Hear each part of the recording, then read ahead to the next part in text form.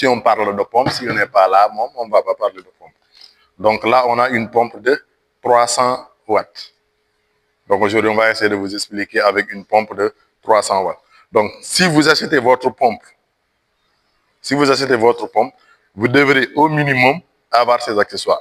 Une fiche technique, vous devrez avoir une fiche technique, une boîte là où il y a le flotteur, une boîte là où il y a le contrôleur, la pompe et ces accessoires de connexion vis, des colis de sécurisation pour sécuriser la pompe.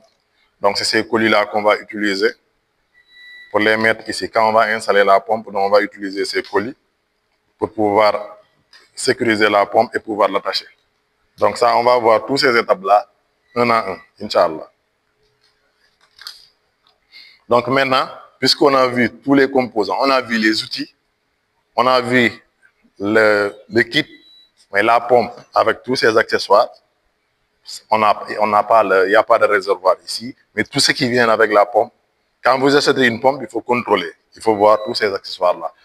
Donc si ça manque, ça c'est que le gars, soit il avait une fois utilisé ou enlevé quelques accessoires, mais il vous faut ça, ça et la pompe. Maintenant, nous allons essayer de passer de façon très résumée sur l'installation de la pompe. Comment on installe la pompe? D'abord, avant d'installer la pompe, il est important de comprendre les différentes parties de la pompe. Donc là, si on regarde tout ça, c'est tout ça qu'on appelle une pompe. Mais de là jusque là, là on a notre tamis.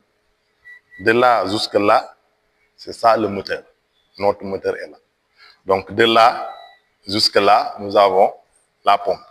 Donc le moteur est en bas, la pompe est là.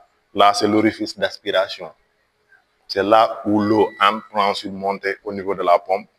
Le moteur va tourner pour pouvoir évacuer la pompe, évacuer l'eau. Donc là, nous avons les trois phases parce que c'est une pompe triphasée, solaire triphasée. Donc on a nos trois phases. Là, c'est la terre.